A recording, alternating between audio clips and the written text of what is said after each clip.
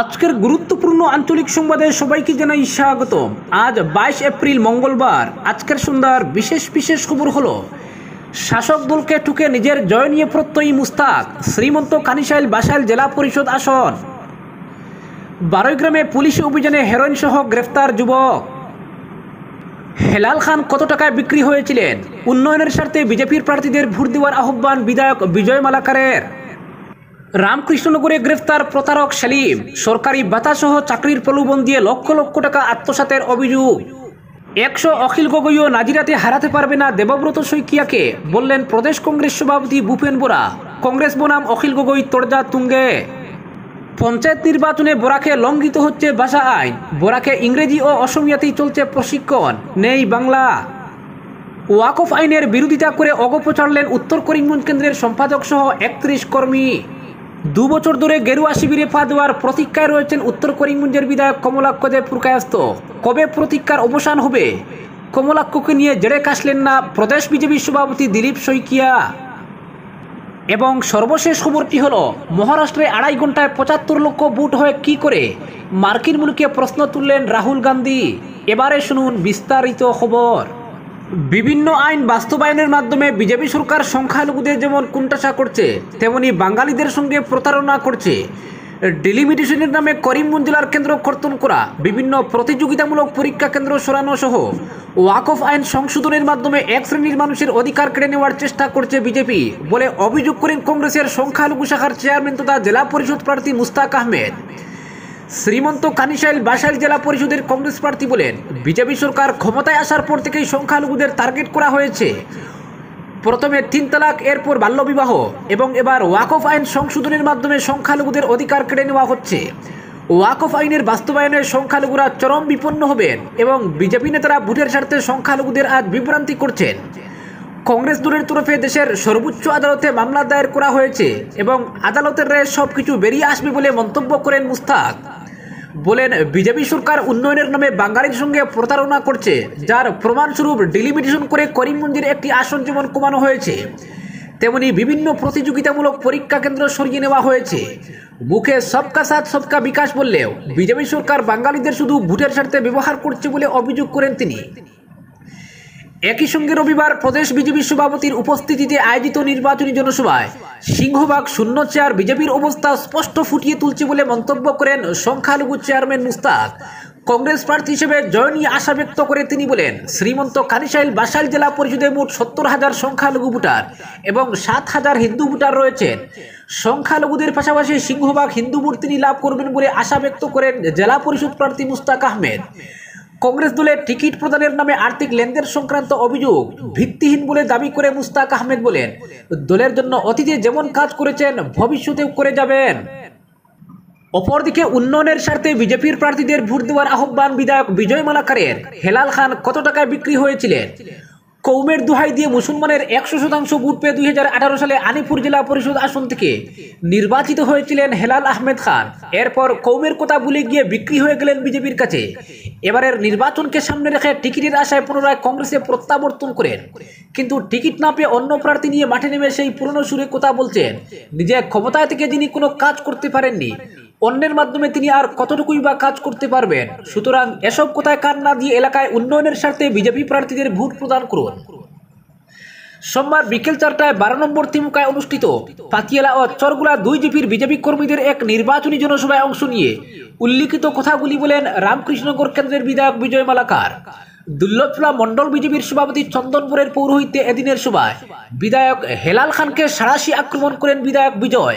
বলেন, কৌমের দোহাই দিয়ে কংগ্রেসের টিকিটে নির্বাচিত হয়ে হেলাল খান কোনো কাজ করতে পারলেন না, এখন অন্যের মাধ্যমে কিভাবে কাজ করবেন? জনগণের প্রতি বিধায়কের পরামর্শ, এবারে যখন প্রার্থী নিয়ে ভোট চাইতে আসবেন হেলাল খান, তখন জিজ্ঞেস করবেন, আগে কৌম বাঁচানোর দোহাই দিয়ে 100% মুসলমানের ভোট পেয়ে জয়ী হয়ে কোন বিবেকে বিজেপির সঙ্গে হাত মিলিয়েছিলেন? সে সময় কৌমের কথা কি মনে ছিল না? বিজয় মালাকার বলেন, হেলাল খান বিগত 5 বছর বিজেপির সঙ্গে তো ছিলেনই, এমনকি লোকসভা নির্বাচনের সময়েও যথারীতি বিজেপি প্রার্থীর পক্ষে কাজ করেছেন। এরপর পঞ্চায়েত নির্বাচনকে সামনে রেখে টিকিট পাওয়ার আশায় পাল্টি মেরে কংগ্রেসে প্রত্যাবর্তন করেন, কিন্তু টাকার খেলায় এগিয়ে গিয়ে টিকিট লাভ করেন শামীম আক্তার। আর তাকে নিয়ে হেলাল খান মাঠ চষে বেড়াচ্ছেন বলে জানান বিধায়ক। এবার কোনো দুহাই কাজে আসবে না। আনিপুর জেলা পরিষদ আসনে বিজেপি প্রার্থী রেকর্ড ভোটে জয়ী হবেন বলে দৃঢ় প্রত্যয় ব্যক্ত করেন বিধায়ক বিজয় মালাকার। সুতরাং এলাকার উন্নয়নের স্বার্থে জেলা পরিষদ ও আঞ্চলিক পঞ্চায়েত পদে বিজেপি প্রার্থীদের ভোট প্রদানের আহ্বান জানান বিধায়ক বিজয় মালাকার। অপরদিকে রামকৃষ্ণনগরে প্রতারক সেলিম উদ্দিন গ্রেফতার। বর্তমান সরকার প্রবঞ্চকদের বিরুদ্ধে কঠোর হলেও এসবকে তোয়াক্কা না করে দীর্ঘদিন ধরে রামকৃষ্ণনগর কেন্দ্রের গ্রামেগঞ্জে ঘুরে সহজ সরল মানুষকে প্রলোভন দিয়ে প্রতারণা করে আসছিল এক যুবক। গ্রামাঞ্চলের দিব্যাঙ্গ, বিধবা ও বেকার যুবক যুবতীরা ছিলেন তার শিকার। কাউকে আজমল ফাউন্ডেশন থেকে অনুদান পাইয়ে দেওয়া, কাউকে অন্যান্য সরকারি সুযোগ সুবিধা পাইয়ে দেওয়ার প্রলোভন দেখিয়ে হাজার হাজার টাকা হাতিয়ে নেওয়ার অভিযোগ রয়েছে ওই প্রতারকের বিরুদ্ধে। অবশেষে সোমবার সকালে প্রতারক সেলিম উদ্দিন তালুকদারকে জালে পুরতে সক্ষম হল রামকৃষ্ণনগর পুলিশ। এদিন কালীবাড়ি পুলিশ পোস্টের ইনচার্জ এক গ্রামে প্রতারক সেলিম উদ্দিন তালুকদারের উপস্থিতির খবর পেয়ে সঙ্গে সঙ্গে ছুটে গিয়ে তাকে করায়ত্ত করতে সক্ষম হন। ধৃত প্রতারক সেলিমের বাড়ি রামকৃষ্ণনগর থানাধীন ইসাখাউরি গ্রামে। জানা গেছে, সনবিল উপকূলে সোলারপার, সিঙ্গুয়া, ফুলতুরি, গামারিয়া, গান্ধীনগর ইত্যাদি গ্রামে প্রতারণার ফাঁদ পেতে বহু মানুষের কাছ থেকে হাজার হাজার টাকা ঠকিয়ে নেওয়ার অভিযোগ রয়েছে তার বিরুদ্ধে। সোলারপার গ্রামের আলাউদ্দিন নামের এক দিব্যাঙ্গ লোককে আজমল ফাউন্ডেশনের তরফে 2 লক্ষ টাকার অনুদান পাইয়ে দেওয়ার নামে 20,000 টাকা হাতিয়ে নেওয়ার অভিযোগ রয়েছে তার বিরুদ্ধে। আলাউদ্দিনের দেওয়া অভিযোগের ভিত্তিতে রামকৃষ্ণনগর থানার পুলিশ প্রাথমিক তদন্তের পর ভারতীয় ন্যায় সংহিতার 316(4) ও 351(3) দ্বারা তাকে গ্রেফতার করে সোমবার ধৃতকে আদালতে তোলার পর জেল হাজতে প্রেরণ করা হয়। কালীবাড়ি পুলিশ ফাঁড়ির ইনচার্জ তথা মামলার তদন্তকারী অফিসার SI দীপক কুমার জানান, প্রতারক সেলিম দীর্ঘদিন ধরে এলাকার গ্রামেগঞ্জে ঘুরে সহজ সরল মানুষকে প্রলোভন দিয়ে টাকা হাতিয়ে নিয়েছে বলে অভিযোগ রয়েছে। ফলে পুলিশ তাকে হন্যে হয়ে খুঁজছিল। সোমবার সকালে গোপন সূত্রের খবরে পুলিশ তাকে গামারিয়া বাজার থেকে গ্রেফতার করতে সক্ষম হয়েছে। এদিন প্রতারক সেলিম গ্রেফতার হওয়ার খবর পেয়ে তার প্রতারণার শিকার সহজ সরল গ্রামীণ মানুষের ভিড় জমে যায় পুলিশ ফাঁড়িতে। অপরদিকে কংগ্রেস বনাম অখিল গগৈ তোড়জা তুঙ্গে। 100 অখিলও নাজিরাতে হারাতে পারবে না দেবব্রতকে, বললেন ভূপেন বোরা। অখিল গগৈ কংগ্রেসের সমালোচনা করছেন, সেটা তিনি করতে থাকুন। সমালোচনা করতে করতে একসময় ক্লান্ত হয়ে পড়বেন। তবে তার স্মরণে রাখা উচিত, নাজিরা কেন্দ্রে বিজেপির পুরো টিম দেবব্রত শইকিয়াকে হারাতে পারেনি। সুতরাং 26-এর বিধানসভা নির্বাচনে 100 অখিল গগৈও শইকিয়াকে হারাতে পারবেন না। নাজিরা কেন্দ্রে হিতেশ্বর শইকিয়া ও হেমপ্রভা শইকিয়ার যথেষ্ট অবদান রয়েছে। বিশ্বনাথে পঞ্চায়েত নির্বাচনের প্রচারে অংশ নিয়ে অখিল গগৈর সমালোচনা করে এই মন্তব্য করেছেন প্রদেশ কংগ্রেস সভাপতি ভূপেন বোরা। প্রসঙ্গত, 26-এর বিধানসভা নির্বাচনে বিজেপিকে ক্ষমতাচ্যুত করার সংকল্প গ্রহণ করা কংগ্রেস ও অখিল গগৈ নিজেদের মধ্যে সংঘাতে লিপ্ত রয়েছে। পঞ্চায়েত নির্বাচনে কংগ্রেসের শত্রু যেন বিজেপি নয়, অখিল গগৈ। শিবসাগর জেলায় অখিল কংগ্রেসের কাঁধে ভর করে পঞ্চায়েত দখলের অঙ্ক করেছিলেন। জেলা পরিষদের 6টি কেন্দ্রের মধ্যে অখিল 4টিতে তার দলের প্রার্থী দিয়ে 2টি কেন্দ্র ছেড়ে দিয়েছিলেন। কিন্তু কংগ্রেস অখিলের প্রস্তাব প্রত্যাখ্যান করে 6টি কেন্দ্রেই প্রার্থী দেয়। এ নিয়ে চোটে লাল হয়েছেন অখিল। তিনি কংগ্রেসের সঙ্গে মিত্রতা না হওয়ায় দুষ চাপিয়েছেন সাংসদ গৌরব গগৈ ও দেবব্রত শইকিয়ার উপর। এই দুই নেতার সঙ্গে বিজেপির সম্পর্ক থাকার কথা উল্লেখ করে 26-এর বিধানসভা নির্বাচনে নাজিরায় দলের প্রার্থী দেওয়ার কথা ঘোষণা করেন অখিল। তার এমন মন্তব্য নিয়ে কড়া প্রতিক্রিয়া ব্যক্ত করেছেন প্রদেশ কংগ্রেস সভাপতি ভূপেন বোরা। এদিকে কংগ্রেস ও অখিল গগৈ সংঘাত নিয়ে এবার মুখ খুলেছেন মুখ্যমন্ত্রী হিমন্ত বিশ্ব শর্মা।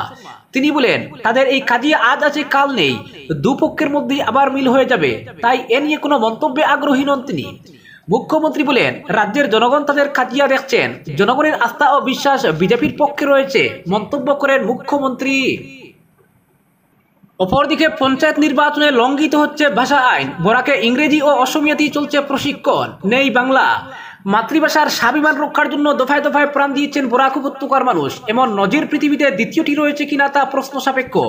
অথচ পঞ্চদশ শহীদের এ উপত্যকায় প্রায় প্রতিদিনই লঙ্ঘিত হচ্ছে সরকারি ভাষা আইন। পদদলিত হচ্ছে উপত্যকার প্রধান ভাষা বাংলা। খুদ সরকারি মানছে না সরকারি আইন, এমনই অভিযোগ। ভাষা আইন লঙ্ঘনের সর্বশেষ নজির সামনে এসেছে পঞ্চায়েত নির্বাচনে। জানা গেছে, সরকারি কর্মীদের নির্বাচন সংক্রান্ত প্রশিক্ষণে যেসব ফর্ম, প্রিসাইডিং অফিসারের ডায়েরি ইত্যাদি দেখানো হচ্ছে, সেই সবই ইংরেজি ও অসমিয়াতে। অথচ বরাকে এসব ফর্ম ইংরেজি ও বাংলাতে হওয়ার কথা ছিল। অন্তত সরকারি ভাষা আইন তাই বলে থাকে। অবশ্য প্রশিক্ষার্থী সরকারি কর্মীদের কাছ থেকে জানা গেছে, এখনো কোনো কাগজ তাদের দেওয়া হয়নি। প্রশিক্ষণে এসব দেখানো হচ্ছে প্রজেক্টরে। ভোট গ্রহণের আগের দিন যখন প্রিসাইডিং অফিসার ও ভোট কর্মীদের সংশ্লিষ্ট বুথে পাঠানো হবে, তখনই সব কাগজপত্র হাতে পাবেন তারা। তবে প্রশিক্ষণে যেহেতু ইংরেজি ও অসমীয়া ভাষার কাগজপত্র দেখানো হচ্ছে, তাই তারা অনুমান করছেন এই দুই ভাষাই হবে সবকিছু। এ নিয়ে সোচ্চার প্রতিবাদ করতে না পারলে উদ্বেগ ব্যক্ত করছেন একাংশ সরকারি কর্মী আধিকারিক।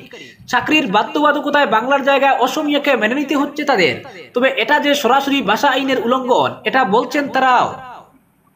অপরদিকে ওয়াকফ আইনের বিরোধিতা করে অপপ্রচারলেন উত্তর করিমগঞ্জ কেন্দ্রের সম্পাদক সহ 31 কর্মী।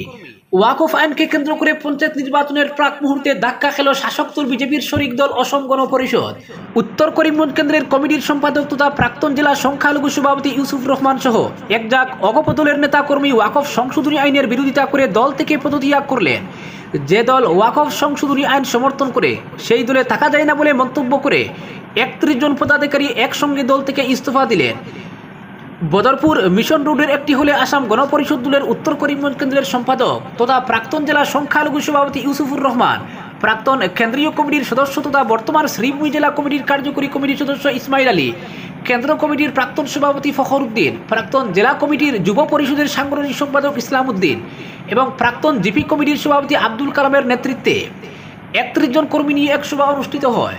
সভায় কেন্দ্রের কমিটির সম্পাদক তথা জেলার প্রাক্তন সংখ্যালঘু সভাপতি ইউসুফুর রহমান সভার উদ্দেশ্য ব্যাখ্যা করেন।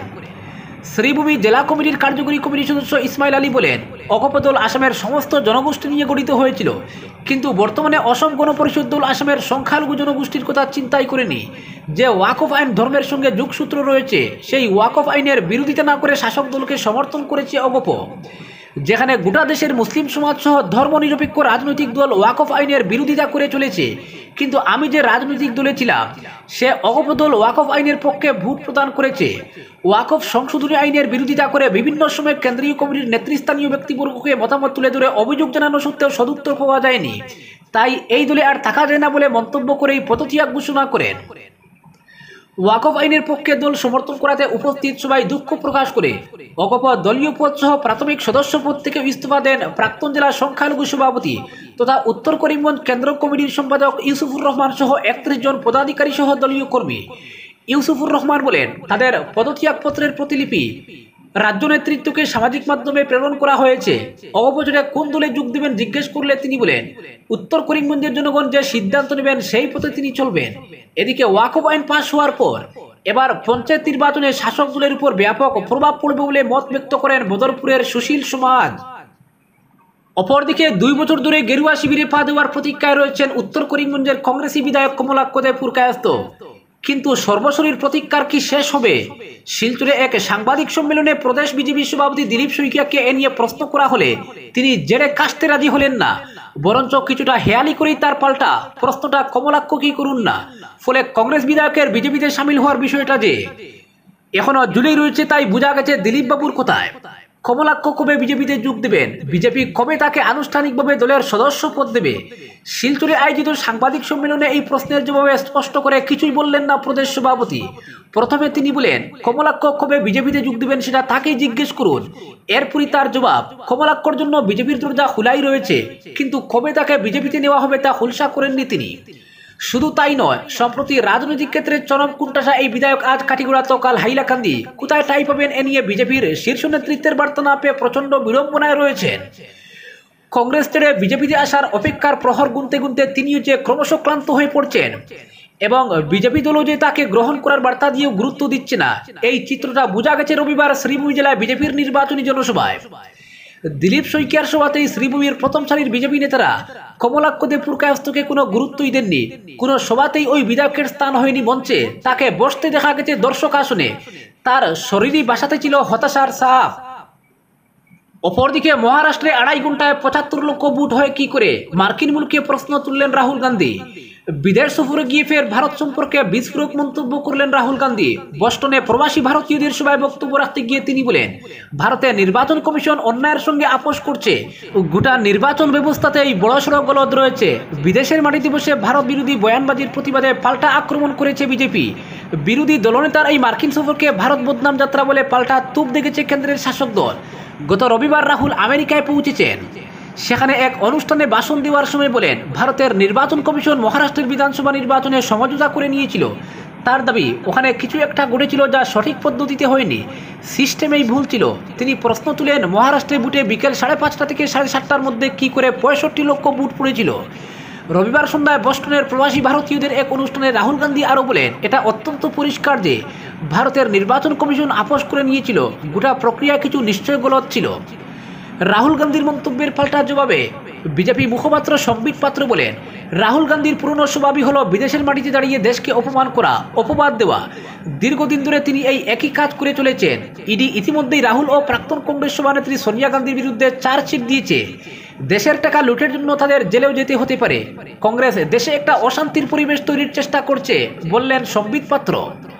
উল্লেখ্য, মহারাষ্ট্র বিধানসভা নির্বাচনে বিজেপির মহাজোটী 288 আসনের মধ্যে 230টি আসনে জয় পায়। সেখানে বিরোধী শিবির যেতে মাত্র 46টি আসনে। মুম্বাই সংলগ্ন 34টি আসনের 10টি আসন পেয়েছে উদ্ধব সেনা, কংগ্রেস মাত্র 3টি ও সপা 1টি। বিরোধী শিবিরের বিরাট ব্যর্থতায় শুরুতে অভিযোগের আঙ্গুল উঠেছিল ইভিএমের দিকে। প্রসঙ্গত 2023 সালে লন্ডন সফরে গিয়েও একইভাবে রাহুল বলেছিলেন, ভারতের গণতন্ত্র বিপন্ন, বিরোধীদের স্বর দমন করা হচ্ছে। সেই মন্তব্য ঘিরে তুলপাড় হয়েছিল জাতীয় রাজনীতিতে। আবারও বিদেশের মাটিতে গিয়ে ভারতের সমালোচনা শোনা গেল রাহুল গান্ধীর মুখে। আজকের বিশেষ সংবাদ এখানেই সমাপ্ত।